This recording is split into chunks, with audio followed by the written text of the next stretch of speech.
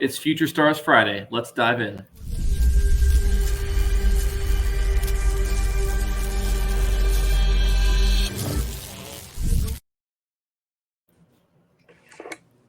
Hello, everyone. Welcome to another edition of the Horse Guy Mike Show, or the Pick 5 Player Show. I'm your host, Horse Guy Mike. It feels like an old episode of the Horse Guy Mike Show. So I got my good friend, Johnny the Wire, on. My old co-host from my old show, John Herco. Go ahead and introduce yourself. Hey everybody! I taught Mike, Horse Guy Mike, everything he knows. I just have been away for a while, but no, I'm just kidding, man. I'm glad that the Breeders' Cup is back. It was a rough summer at Saratoga, but I hit a pick 5 at Keeneland, on the way in here, so I'm feeling good. How about yourself? Yeah, we've gotten close a lot of weeks. We haven't hit that big score yet. Had a good day at Del Mar there down with you. You and I went to Del Mar. For the Del Mar Oaks. Had a great day there. And a little foreshadowing, Mike. We saw a potential superstar make her debut that day. I'm sure we'll get into that one when we get there. We did. So happy to have you on, John. Today we're going to be talking about the Friday Breeders' Cup Juvenile All Stakes Pick 5. We got 5 great races for Future Stars Friday. We're going to be coming back tomorrow with 2 different shows for the Pick 5s for Saturday, one for the early, one for the late show. But for today, we're going to talk about those juvenile races, 2-year-olds. Anything can happen. We'll go ahead and throw the post positions up here, and we'll get started with race number 1. Well, this is race number 5 on the card, the Breeders' Cup Juvenile Turf Sprint. We've got 12 2-year-olds going 5 furlongs on the turf. We got some Eurostars here. John, I'll kick it to you first. I'll let you kind of lead the way. Where'd you end up on this one? Yeah, let's tee this up. I mean, this is I want to say it's a crapshoot, but maybe not. So these 5 furlong turf sprints, it's all about getting to the lead, right? The horse that gets to the lead first usually either goes on to win or has a great chance to hit the board. So I'm always looking for early speed, and so my top pick is going to be No Name Mets because of that. This horse was purchased for $1 million. He has been meant to be a great horse. He's undefeated in America. They took him over to Royal Ascot where he wasn't ready for that level of competition, but he came back with 2 big wins, gate to wire every time. He ran 44 seconds flat last time out at Colonial Downs for the first half mile. So the horse, I think, has the most speed in the race, so he's going to be my top pick. He's sitting there in the 2 hole, so he's got a great post position. Hopefully he can just get on the rail and put the field away. Yeah, I like that. And something interesting about the turf sprint, especially the juveniles one, is that, in the other 2 turf races, we're going to be leaning a lot on the Euros. I'm going to fade the Euros here because turf sprinting is so different in Europe and the rest of the world than it is in America. They usually sprint in a straight line. We're going around a turn here. So the experience doesn't translate necessarily 1-to-1. Jockeys have different strategies. The horses aren't used to running this way. So this is one where I'm going to be fading some of these Euro favorites. You look at the favorite on the board here, Big Evs. Not one I want to be including here. No name Mets, who you said, raced at Ascot but has that experience in America, is a good one. But one I'm also going to be kind of fading here. I'm going to be looking towards that American turf sprinting experience. I'm going to start with the number 1 horse, Crimson Advocate, who, just like No Name Nets, went over to Ascot, actually won that race there at Royal Ascot, the Queen Mary, raced at Gulfstream, raced at Keeneland, has that experience here, had a really nice speed figure at that race at Gulfstream, got a 96 Brisnet in that race there. So first race since Ascot, kind of a long layoff. We'll see if they're able to bounce back, but I know, horses that ship over there and then ship back to typically have a longer layoff. So I like Crimson Advocate. The next one I liked up was the number 9 horse, and that's Amidst Valley. Let's see. What did I like Amidst Valley? Amidst Waves. Can't read it. It's too small. Last race down in the Indian Some Summit. glasses, horse guy, Mike. Come on. I know. Well, I'm going with both the horses from that Keeneland race, Amidst Wave and Committee of One. That last race, the Indian Summer at Keeneland, a 5.5 furlong sprint. Speed figures came back pretty well, like 88, 87 for both of them. Looking at that American turf sprinting style, I think that's going to be the key race coming into this. Did you look at either of those two horses or that race at all? I didn't like their thoroughgraphs, and so it kind of just took me off of them. But this really is a pace play more than a prior race play. You mentioned Big Evs. You didn't like the Euros. Well, I actually really like Big Evs, mainly because if you read the comments on his last race, he actually made all, which means he got to the front right out of the gate. So granted, that's Euro speed. It might not be, it might be a little bit slower than what he's going to be facing in here with some of these American sprinters. But I think Big Evs might have a chance to get at least near the front. Maybe he could be in that second flight. And he put away that field by open length. So I think Big Evs for sure is a contender for me. He ran the best last out thoroughgraph in the field at 6.75. So if he runs back to that number, I think he's got a big shot. But no, I stayed away from the Keeneland race. And then my last horse that I like is going to be Slider. He got kind of a bad post position all the way on the outside. But again, he has shown that California speed out there. John Sadler put him on the turf. So I think, going into it, I thought Slider might have a chance to get to the lead. So between him and No Name Mets, I'm kind of covered on the either side of the post position here. And I'm hoping one of them or maybe both kind of get out into that pole position out there, and then just one of them goes all the way for me. Or maybe Big Evs runs him down. Yeah, and I like Slider as well. Slider was my last choice in this race. And the thing I love about that last race, that first race on turf, got the lead, dropped back to second when they hit the stretch, but then battled back to win. You love it. You see that a horse was in the lead the entire length, gets past, doesn't give up, battles back. First race on turf, and it was this turf course at Santa Anita. So you can't excuse experience on the turf and winning at the home track. So I like Slider, and especially 8-1. You're getting good prices here on a lot of these horses if you're able to beat some of these Euros. So those are the horses that I'm going to be going with. Anyone else you want to mention? That's it. The last thing I'll say though is that the 5.5 to 5, it's so different. Even though it looks really close on the paper, that's 110 yards of extra distance that those horses had at Keeneland that they're not going to have at Santa Anita. So for me, I want those horses out on the front because they're actually like the flat 5 is way quicker, and I think it's going to be really tough for a horse to close in off of this one. All right, perfect. Well, you're on the 2, 4, and the 11. I'm on the 1, 9, 11, and 12. Moving on to race number 6, the second race in our sequence. It's the Juvenile fillies on dirt. How long are we going? Going a mile on dirt? Yeah, mile and 16th on dirt. We got field of 13. Nice big field here. And you kind of tipped your hand earlier. How are you? Yeah, Mike. So we were out at Del Mar this summer on, I believe it was August 19th. And, the big race that day was the Del Mar Oaks. Anna Set won it. But earlier in the card, there was a maiden race. And Tamara was in that race. She got a terrible jump out of the gate. I'm sure we've all seen the replay. It looked like she was washed out of the race. And then she came flying home late. And we saw, hopefully, a potential superstar being born that day, right? So Tamara, for me, all the way. I think she is potentially a superstar. She ran the best thoroughgraph last time out, 3.75. I don't think any other horse was under 5. So she has the form on this entire field. So basically, to me, if she brings her race, she's going to win. If you don't like her, you got to play against her. So I'm going all the way with Tamara, the daughter of Beholder, hopefully launching her career into next year into a Kentucky Oaks berth. Yeah, I mean, I was there. I thought she was super impressive. Would love to see her win here. But that 4 to 5 price in a field of 13, especially juveniles where anything can happen, you're getting 4 to 5 on a horse that's never gone 2 turns. Her last race, she went maiden, then she went 7 furlong stakes.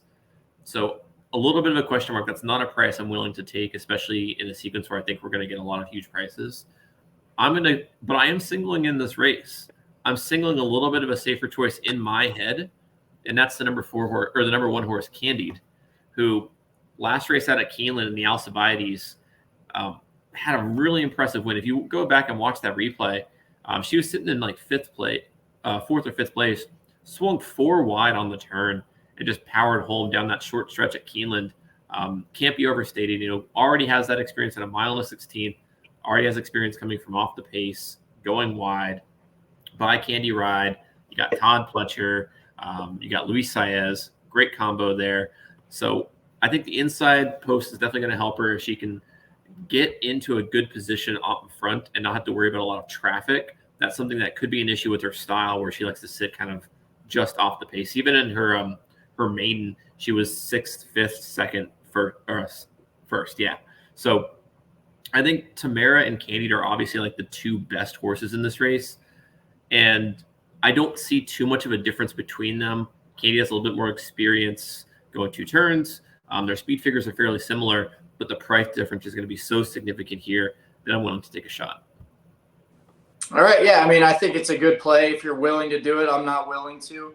The last thing I'll say about Tamara, though, is like people might get confused that think she's a late runner because of the way her maiden went, where she stumbled out of the gate. In the next race, the Del Mar debutante, she was at the second call, she was in second by a head. And then, I mean, she just buried that field. She won by 6 lengths. So I think she's actually has way more tactical speed than people realize, maybe because the maiden went the way it did. So I'm hoping that Tamara gets the trip that maybe you were talking about with Candide, kind of right in that second flight, and then she's able to go all the way. But like to your point, she's never done 2 turns before, so you're definitely paying a risky price there if she can't handle the 2 turns. Yep. Another horse I want to point out here is the number 12 horse, just FYI. Last out in the Frizette, grade 1 Frizette at Aqueduct. Got a 96 Brisnet speed figure. Won that race pretty impressively by almost 4 lengths. The only thing holding me off of that is that was on a sloppy track. So did she just love the slop? Did she take to it? Did everyone else kind of fade into it? Not sure, but would not be surprised at all. Daughter of Justify, who's had an excellent start to his stud career, both on dirt and on turf. There's some Justifies I like later on in this card and in this weekend. So just FYI is one that I'll be using in my exotics, but this is a leg I want to just solo ticket-wise because I find the turf races to be so difficult. Yeah. Way to tee it up because we're going to it next, right? Oh, yeah. All right. So you're singling Tamara. I'm singling Candide. That sets us up for leg number 3. Race 7 on the card, the Juvenile Fillies Turf, field of 14. And this is a hard one. I had to whittle my ticket down. This was the one where I think initially I was 7 deep. I think I got it down to 5 deep. Still don't feel good. 1 mile on the turf for 2-year-old fillies. Let's get a start here. How did you pick any horse to just kind of like lean on to start with? Yeah, so I looked at the thoroughgraphs for doing this analysis, and one of them did have the best thoroughgraph out of all of them. That was Porta Fortuna. She ran an 8.25, which was, I think, 1 point better than every other horse. So if you think she can run back to it, then maybe. But to be sure, like it's really to your point, like I'm 5 deep in this one. So I just started looking for horses that I think had solid thoroughgraph, maybe patterns, right? Like they paired 2 races together. Maybe they can take a step forward.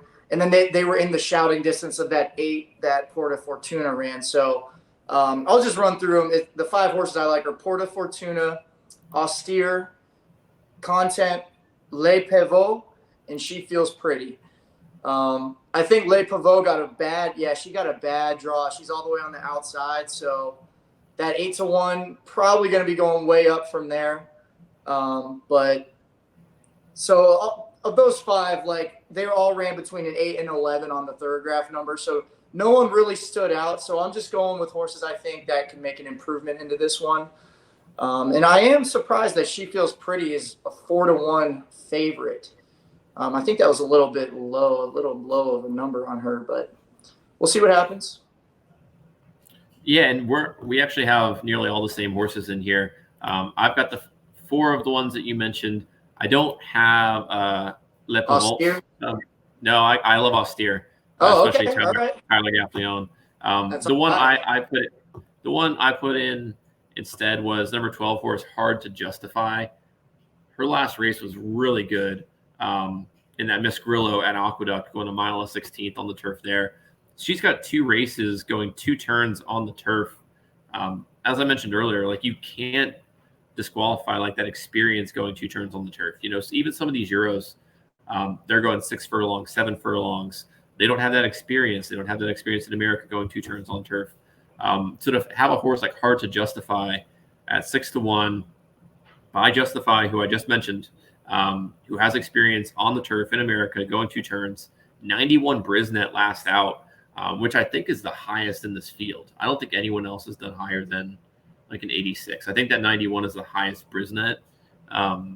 So she's almost my top choice, but it was hard to whittle it down.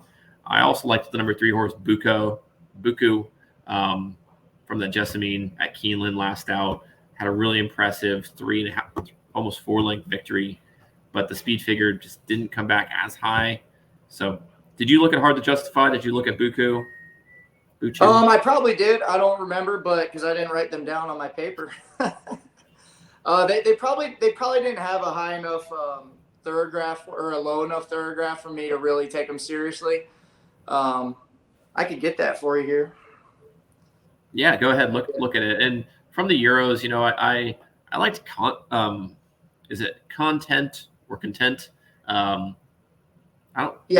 I had her in here. She ran a 10.75. So for reference. Yeah. So liked her. Carla's Way as well. Aiden O'Brien, Simon Christopher. So we've got some good Euros here, but again, like they don't have that experience going this far.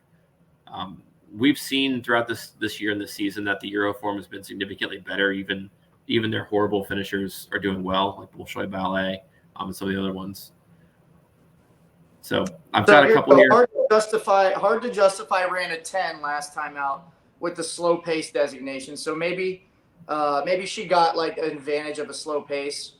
But the 10 is right in line with like austere Content, right behind She Feels Pretty. So I think that's a perfectly fine pick. Also, Chad Brown, you can't go wrong there, right? Yeah, I mean, you look at these turf races. I mean, you either go, especially in these distance ones, Chad Brown, or you go Aiden O'Brien, Charles Appleby, or Michael Maker. Yep. And that's kind of where I landed on there. All right. So I think the story on that one, you got to spread in that one. There's just no way. I mean, if you can pick the winner out of that 14 horse field, like, more power to you. I know. I love seeing a morning line favorite of 4-1. That's incredible. You know, you're in for a good time there. All right. So I'm on the 5, 6, 10, 11, 12. You're on the 5, 6, 10, 11, 14. All right. I like it. I can't believe we're so aligned on that one. Oh yeah, baby. All right, moving on to essentially the marquee race of the day, the Breeders' Cup Juvenile for going on the dirt. Is it a mile and 16th here as well? I should know this. Mile and 16th. Yeah, a mile and 16th. We got 2 Bob Bafferts. We got Pletcher. We got some other good horses in here. I am singling Prince of Monaco. I'm going with Baffert. Okay. I think Prince of Monaco is the better of the two. I know Muth is getting a lot of talk. That last out in that American Pharaoh going 2 turns here at Santa Anita. Got a 100 Brisnet, won it super impressively by 4 lengths. The 2 back, Prince of Monaco beat him. And it wasn't close. I mean, it was a length, but I mean, Prince of Monaco looked clearly the best in that race. Hasn't raced since that Del Mar Futurity, so maybe that was 2 back. Has raced in the Del Mar Futurity, which is a 7 furlong race. Has not raced at Santa Anita yet. So that's the only downside here. So I think people are going to see that, okay, Muth has won at 2 turns here at Santa Anita, going to take some money. Prince of Monaco, meanwhile, has never raced at 2 turns, hasn't raced since beginning of September. That's kind of the differentiator here. I think Muth's going to take more money. Prince of Monaco, you're going to get a better price on. And they face each other. Prince of Monaco, I think, is better. $950K purchase by Speightstown.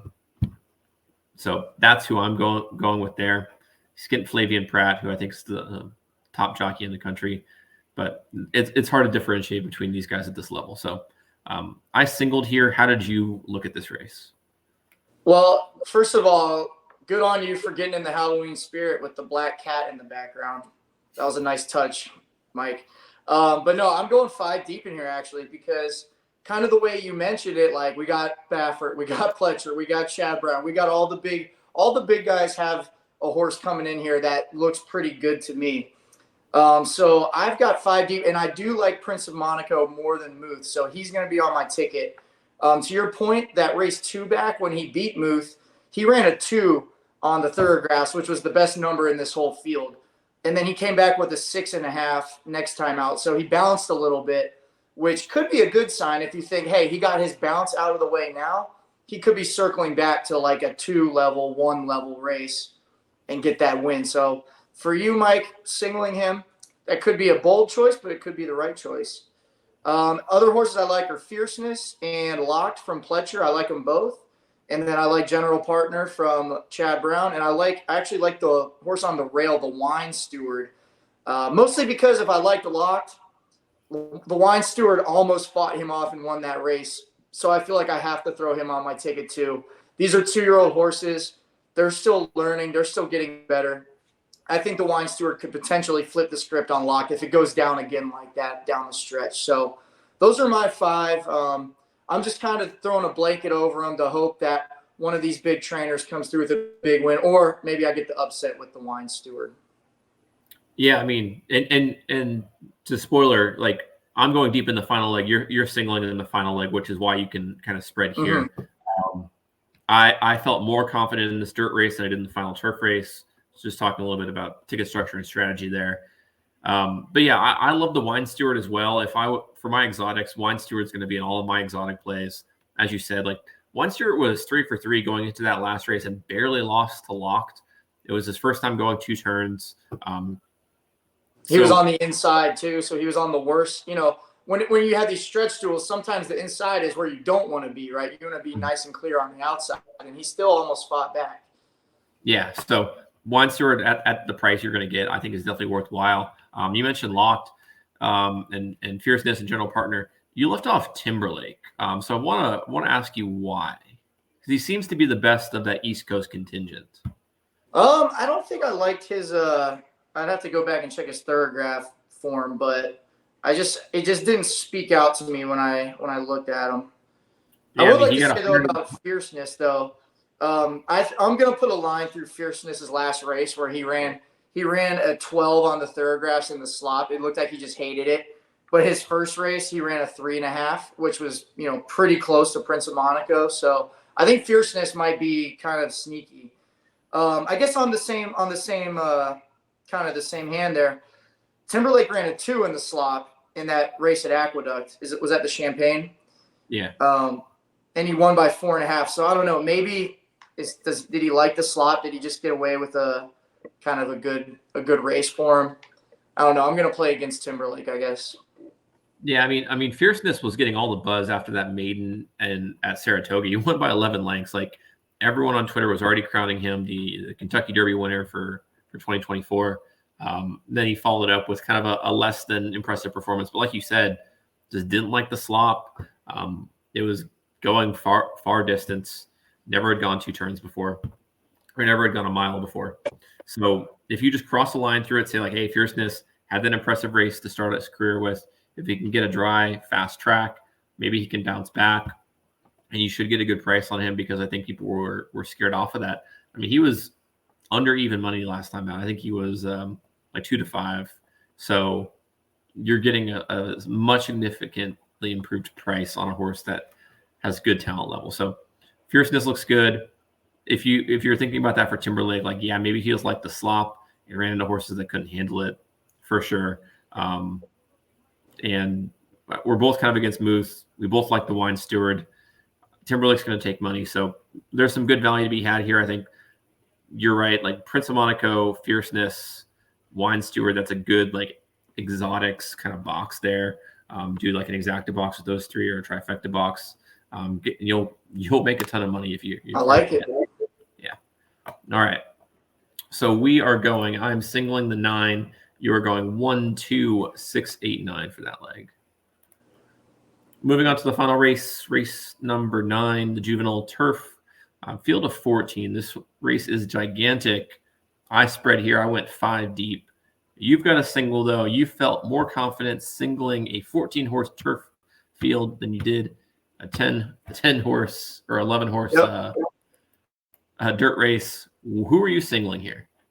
So, I mean, I feel more confident in the Euros coming over here, Juvenile turf, than I do any one of those 5, or 6 of those big time dirt horses that were in the last race. Because I feel like all the top trainers get these great horses, and it's really hard this year to pick one out over all the other ones. So, with that being said, I look towards the Euros for the turf, and Unquestionable had the best thoroughgraph, 7.5, coming into this race.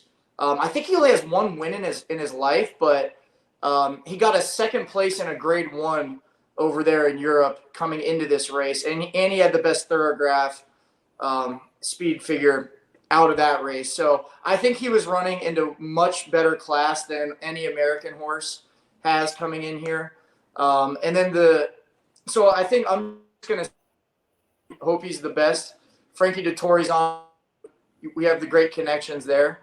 For me, it was mainly just the fact of, all right, I don't really have, because I went so deep in the other legs, I don't really have the space on my ticket to throw in a second horse. So I might as well pick the one I think is going to be the best. And then just, if I'm alive 4 for 4, hopefully I'm at the end here with one shot to win big. Yeah, I mean, it's a good strategy. So it's essentially, you feel super confident on Tamara, and you've got pretty deep in the other 3 legs. So it's essentially, if you look at it that way, it's a $50 win ticket, or like a $38 win ticket on Unquestionable, which is not an unreasonable bet to make in a field like this. Pays 4 to 1. You're going to get way more than that on a pick 5 payout if he wins. So it's good angle to play if you're kind of looking at it from that perspective. I like Unquestionable. Did I choose Unquestionable? No. Don't have him. Don't have him on my ticket. Just like the good Mike. Yeah. I did go. I went 5 deep here. I did lean on the Euros there. I think I picked one American. First one, I'm going with River Tiber, the number 2 horse, the favorite. Aiden O'Brien, Ryan Moore. Anytime you see that combo coming over here in a turf race, and especially the juveniles, you're going to go with it.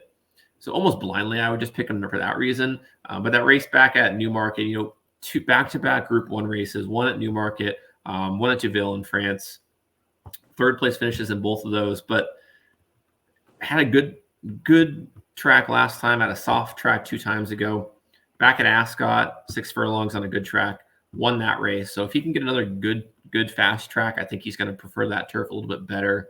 And he's training really well. Before those back-to-back 3rd places, he had 3 straight wins. So River Tiber is definitely one I want to be including. Reed was outside. The number 3 horse, Talk Talk. I've heard a lot of talk about Talk Talk. His last race of Bourbon, just draw a line through it, and you go 2 back at Colonial, and he won. He won going 2 turns on the turf. He ran into some traffic trouble last out, and that's kind of a style. I mean, he dropped back to 10th place and just couldn't maneuver, couldn't find a way. But he was moving late, and if you watch the ride out, he had a lot left. And I think if he's able to find a lane, he's going to be dangerous. And from the American contingent, he's the only one that I would even take. And that's because he's 20 to 1. He's got such a price here. And I think he's got a shot. I don't think he's got a great shot, but I think he's got a shot worth playing at 20 to 1. That'll be a bomber for sure if he wins. Yeah. And then moving out, my boy Prince. Why did I like my boy Prince? Oh yeah, Mark Cassey. I really like keying in on these Woodbine races. I think the Woodbine race this year for America is going to translate fairly well. So you're getting my boy Prince, and then the other one. Who's the outs? I feel like I've bet on Woodbine horses in the Breeders' Cup before, and they never win. Just my own personal Yeah, I mean, I've just in general, I don't lean a lot on Woodbine, but the speed figures came back fairly nice. I mean, he won the race easily. He won by 4.25. Good track up there, going a mile and 16. How's the experience going 2 turns multiple times? Is progressing. has raced 5 times, almost more experience than a couple other horses here. So my boy Prince 8-1's worth a shot there. And then I keep going to the outside. The number 9 horse, Endlessly. Love this horse. This little local boy. I was going to bring him up. He's sneaky in here. If I had a second horse, that would be him. Yeah, like I said earlier, like Mike McCarthy. You got this horse has raced 3 times, has won 3 times in Southern California, so has a win at a mile on the Santa Anita turf. Has 2 wins at Del Mar. Last race out 90 Brisnet speed figure, 2 2.25 length victory. There's really nothing not to like about this horse except that he's American. Yeah, that was my point. Like I don't like the Americans in these turf races, but Endlessly has the second best thoroughgraph in the field. He ran a 7.75, which is only 0.25 worse than Unquestionable. So based on the sheets, he is right there with Unquestionable as the fastest horse in this race. So, and he has the experience with wins over the track, open length wins on the turf, which I always love seeing those open length wins too. So I think Endlessly has a legit shot in here. And, let's say my pick 5 ticket is still alive and I'm single, I would definitely have a saver bet on Endlessly for sure. Yeah, I like that strategy here. And the last horse that I have is the number 12 horse, Mountain Bear. Another Aidan O'Brien runner here, and he brought over a bunch. So always loved that when he feels confident in like if he loves River Tiber and he's still sending a horse like Mountain Bear, he's got to feel some level of confidence there to kind of hedge his bets. Last race out, he finally won. He had been racing against Group 2, Group 3 company, got a little bit of class relief, won at 7 furlongs, and so now he's bouncing back up. So I think that little bit of kind of get him a confidence booster, get him ready for the Breeders' Cup. I think this was always kind of where he was aiming with a horse like this. Got that fast artificial track there. So Mountain Bear, one that I want to take a shot with. You're getting 12-1 here. And I didn't want to just take like, hey, here's the 5 lowest prices. I wanted, okay, especially when you're going River Tiber, where if River Tiber wins, hopefully the other races will bring you value because you're not going to get a ton of value on River Tiber. But fading Unquestionable, fading a Gate Road, fading Carson's Run, fading a lot of these other favorites and trying to get a long shot price here. Yeah, I like it. And it's a huge field. I feel like 2-year-olds, anything can happen. I do think River Tiber's a little bit overrated as far as the morning line goes. I think he should be higher than 3-1. He ran an 8.5 on the thoroughgraph, so he's not even the top 2 in the thoroughgraph speed figures yet. He's a 3-1 favorite in a large field. I think he's a little bit overrated. Okay, well maybe he play against. I like it. Yeah, so you're singling Unquestionable here. I went 5 deep. I went with the 2, 3, 5, 9, and 12. So here's a look at our tickets, what they look like. In the first race, I'm going 1, 9, 11, 12 with 1, and then with 5, 6, 10, 11, 12 with 9, with 2, 3, 5, 9, 12. John's going 2, 4, 11 with 7, with 5, 6, 10, 11, 14, with 1, 2, 6, 8, 9, with 8 singled. My ticket is $50, right even.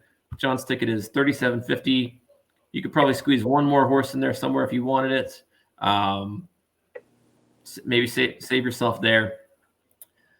But that's going to be it for us for the Juvenile Day on Friday. Tomorrow night, we're going to be recording our 2 shows for Saturday for the 2 different pick 5 sequences for Saturday's race. John, any final setting off thoughts for the Juvenile card?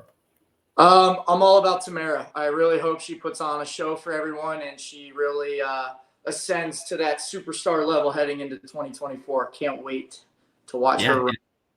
If she does, I will be bounced, but I will not be upset to see it. I'll fire back. I'll live. But knowing that I'm seeing a superstar in the making is always fun. So good luck to everyone on Future Stars Friday as we bet the Breeders' Cup Juvenile Day at Santa Anita. Make sure to like and subscribe. Follow along on Twitter. I'm at Horse Guy Mike. Follow along at Trust the Profits. And Johnny the Wire is not on Twitter, not on X. He's a silent observer. So know where to follow along him. Just wish him luck in the strategy. Thank you, Horse Guy Mike. All right. Take care, everyone.